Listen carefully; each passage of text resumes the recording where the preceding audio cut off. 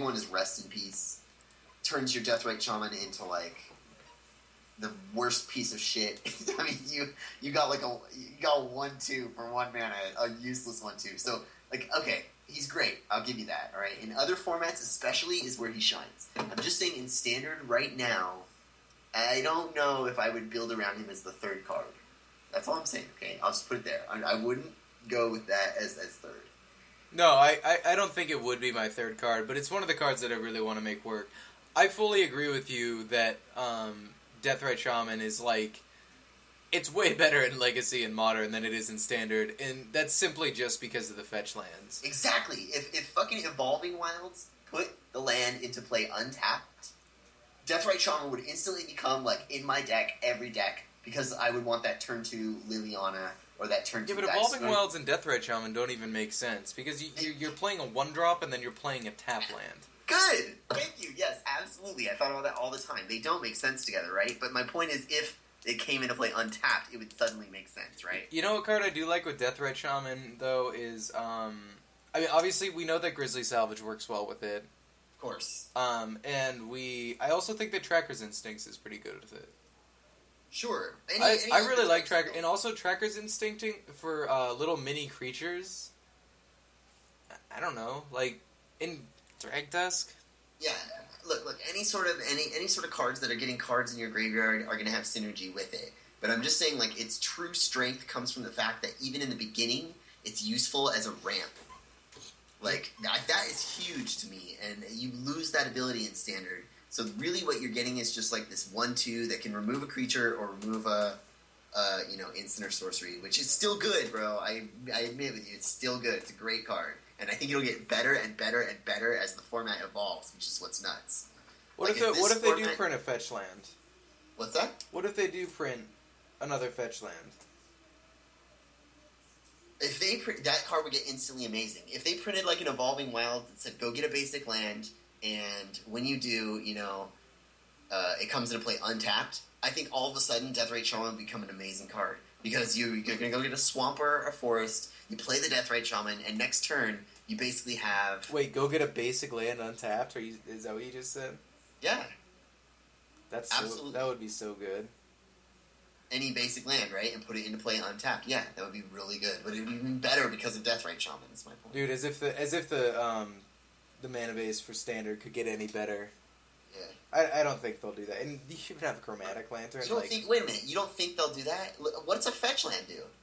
You sack a fetch land, you pay a life, and you can go get... You can do better than a basic land. You go get any basic land type. So you could go get a basic land, or you can go get... Oh, yeah, because this is Forest or Mountain. I see what you're saying. You're gonna go get, they could totally make an Evolving Wilds type card that you can only go get a basic. I mean, that's fine.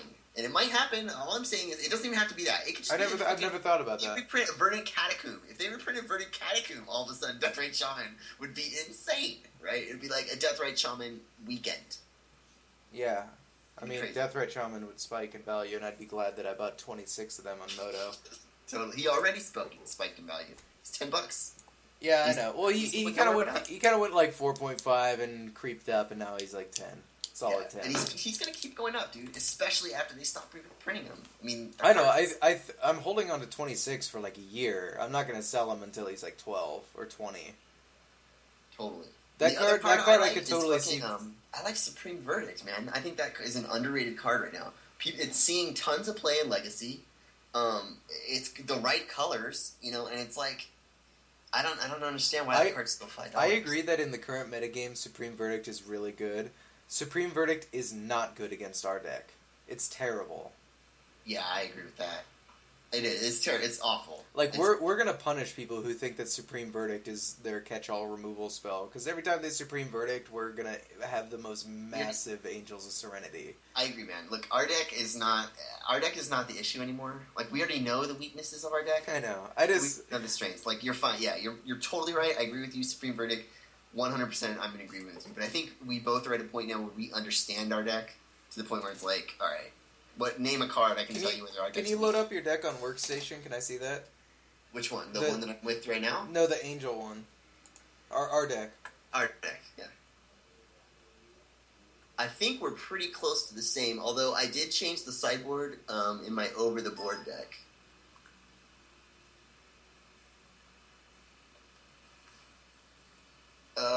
This looks like exactly what I'm running. It's basically all 4s, except for 1 Craterhoof Behemoth. Do you like the 2 Ray of Revelation? I cut one of those.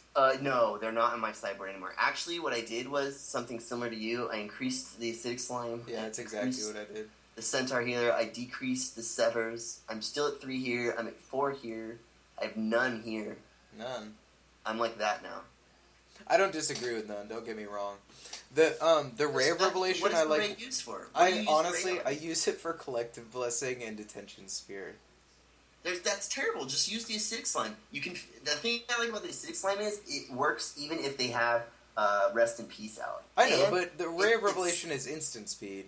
That's fine, but yeah, okay, look, I'm not going to fault you for it. I played with Ray, it was fine, but I like Acidic Slime much better because, one, Restoration Angel. It's a monster. And, I mean, it's just, sometimes this Acidic Slime, literally, Nick, it just wins the game. Like, I know, I have some guy who's stuck on 2, he missed his second land drop, or I'm sorry, he missed his third land drop, and literally, on the next turn, I just dropped an Acidic Slime, killed the land, I Grizzly salvaged the next turn for a Restoration Angel that killed the other land. It was like, it's insane what the card can do in this deck, and I just decided it was better. I like Slime. One of my only issues with Slime is that he fights the slot for Thragtusk. He does. It is a little annoying. It is, but like usually sideboarding, the Craterhoof's the first thing to go. You know what I haven't done yet, and I'm actually really surprised because I've played so many games with this deck. I have not played a Cavern of Souls naming Ooze yet. No, neither have I. No, it almost never happened. I never do that. I haven't named L4 Shaman. No, I haven't either. No, when we were playing Tristani, I don't know how many times I named Dryad. Yeah, I know. Yeah. She's a little more mana intensive than like Acidic Slime, but fuck Tristani. Because a lot of the times I use Acidic Slime to bait out a counterspell. You know? Yeah. I don't know. I mean, if you have the Cavern, then you don't need to bait it out. So never mind. See, I'm retarded. The thing is, like, this Sever almost never comes in, but I feel like I have to leave it in there because of all the Planeswalker ultimates, like, a Johnny. I like Sever, and I don't know. It's weird in this deck. I almost never board it in.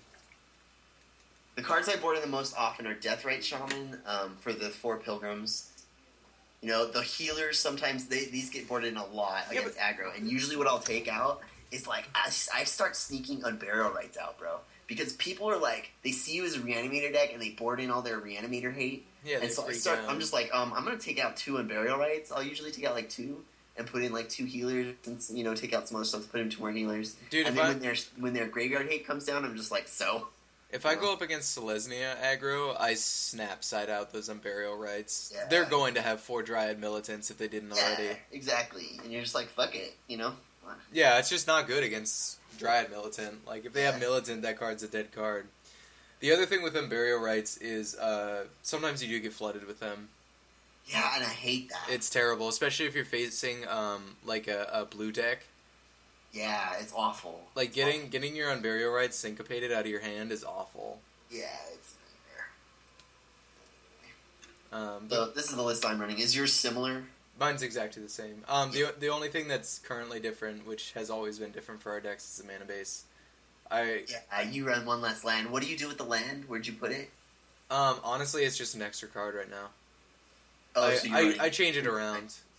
Yeah, I like having 2 Seraph Sanctuaries. You know what? I go off at least once a tournament. Right now, it would probably be a Centaur Healer. Right now, if I were to bring this deck to a tournament, I would probably just try your 2 Seraph Sanctuary, because you said you've been having success with it, so... Yeah, and you know what's crazy, though? I did learn something this last tournament. So, somebody had played a Fettergeist, or whatever that 3/4 creature is. He's blue and he's flying. I fucking love that guy. Yeah, I don't know why he's gotten 0 recognition whatsoever. Totally. He's playing him. And I ended up Fiend Huntering him, and then he tried to, like, kill my Fiend Hunter, and I Restoration Angeled it, and then I tried to re-exile the Fettergeist, and I learned that you can't do that. I didn't know that. Wait, I'm sorry. Oh, well, yeah, because the trigger would still be on the stack. Yeah. So I was like, oh shit, so I have to exile something else if I wanted. If you wanted, or nothing. Or nothing, so I chose nothing, because all he had out was like a fucking I'll target my angel. I'll choose not to use the ability. Yeah. Is that what you said? No. I just was, I said something like that. You just screamed judge at the top of your lungs. I didn't want to exile his fucking, whatever that guy is, the Merfolk dude. Who? The 1/3 Merfolk guy that you don't want... Bolus. I didn't want to go get the Augur. No, that card I was like, fuck it, I just won't exile anything. Card sucks. Yeah, so, This deck is sick though. I've really been enjoying it. There's games where like the Vault has saved my life, which is odd. I like Vault. Remember Vault with Armada Worm? Yeah, that was fun. That was so nasty. Good times. Good times. I know. I always want to like when I see an Armada Worm, I always want to like give it a hug. Yeah.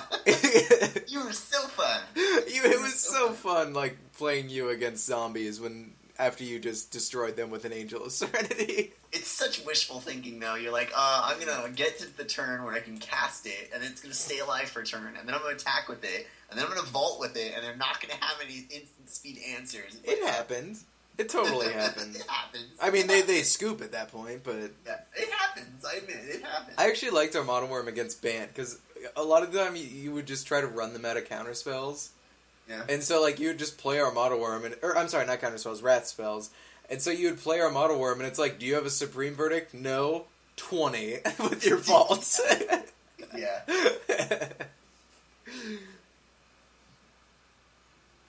I've been playing this deck a lot online. My second World Fire deck. World Fire Part 2. Don't laugh, dude, alright? I'm trying to make the card work. It's not easy. I'm not laughing at you. I'm just, It's just, and you have to entreat the Angels. I already hate this deck. Come on. But look, if you just cut World Fire and entreat the Angels and added 2 Syncopates, this deck would be playable. Oh, God. Actually, no, you need a win condition, but you're like, World Fire! And the thing is, like, World Fire's terrible with Detention Sphere. Yeah, it does not work well with it. That's why I tried to go back to Dreadbore. The problem with Bant is, like, if you're playing Bant with World Fire, how are you dealing with Planeswalkers? Like, if you're not playing Detention Sphere and you run into a Planeswalker. I don't know why Detention Sphere has seen less play, too. I've seen them being, like, 1 and 2 ubs in decks. That doesn't make sense to me. The problem is that it doesn't get other Detention Spheres. So often, like, they'll Detention Sphere your shit, and you're like, shit, because you really want a Detention Sphere. I know, but you have Oblivion Ring. This is a really easy problem to solve. You do not have Oblivion Ring. Yes, you... You run Detention Spheres and Oblivion Rings? No, you run like a 3-1 split, so you're still running a playset, because you probably don't want to be running more than 4. I mean, I wouldn't fault someone for playing like 3 Detention Sphere and 2 Oblivion Ring. I would. I would not. So terrible against Thragtusk, Nick. I mean, those spheres and the O-rings are just bad against They're them. not that terrible. I mean, the thing about Thragtusk is when you're facing down a Thragtusk, you just have to realize that there's no other card in the game that gets you value out of dealing with that. So you're just going to have to nut up and cast an ultimate price on that card. Or, like, a Dreadbore or whatever. And realize, like, yeah, they get a beast. Yeah, I didn't get card advantage. Yeah, they have 5 life. That's how good Thragtusk is. Yeah. Like, there's no way around it. The only way around it that I can think of is counterspelling it, which is exactly why we play 4 Cavernous Souls. Because that's, like, the only answer to him. Yeah. Remember when we even tried to play Mind Controls? Yeah! When we tried to mind control Thragtusk, and we were like, well, we'll just answer Thragtusk by taking him with Switcheroo. You tried to play him. I suggested it, but you and Sasha tested it, and you got back to me and said it was awful. It was not awful, but the thing is we realized that the life is what's most relevant on Thragtusk, because it's what makes him so good against aggro, because when you're playing Switcheroos and Nicol Bolas against Red Deck wins, it's like, I mean, like, yeah, you're playing Aggro Bolas, but come on. Yeah. When you're even playing your own Thragtusk deck, we just kept trying to go bigger and bigger and bigger until we finally found Craterhoof Behemoth. Way before Brad Nelson, I might add. Yeah. Fucking hoof, there it is. Dude, Craterhoof was like the first card I had in that deck, man. That was like the one, because Craterhoof was a card last season. But the shell that I originally had like